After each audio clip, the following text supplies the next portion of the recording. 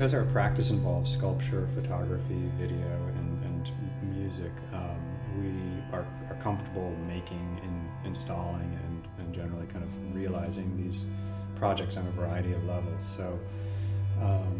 So yeah, as you had noticed, they did come in this kind of flat pack mode that was realistic for international transport.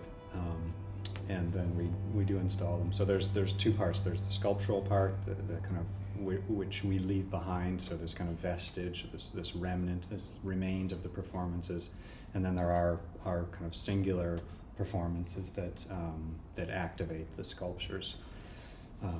So there's two components or two lives that these sculptures live, both as an active amplification system and as this passive sculpture that points at the potential for sound. The project that we presented here, we're inviting performers to use the objects. We perform with them as well, but we often, it's sort of a platform for collaboration with other performers, not only in a visual sense, but also it's almost like an instrument of sorts for them to do their own performances.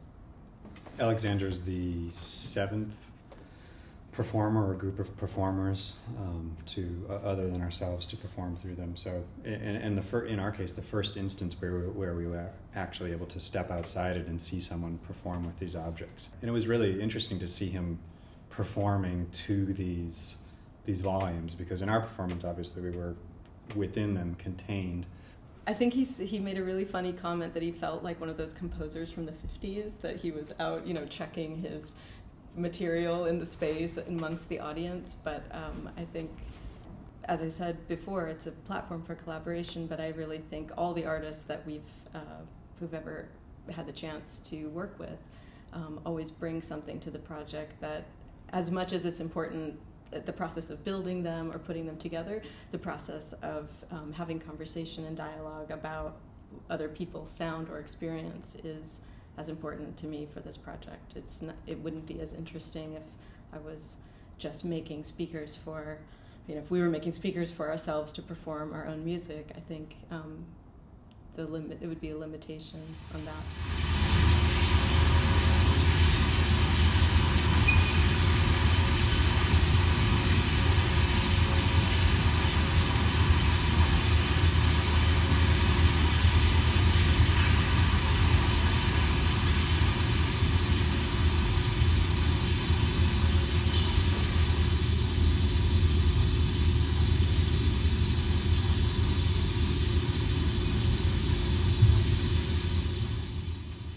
I think in an ideal world that this volumes would just be in a room permanently and people could just come in and work. I would agree, though, that like a permanent space for people to come in and plug in. It could even be a sort of different kind of public art, if it were out somewhere.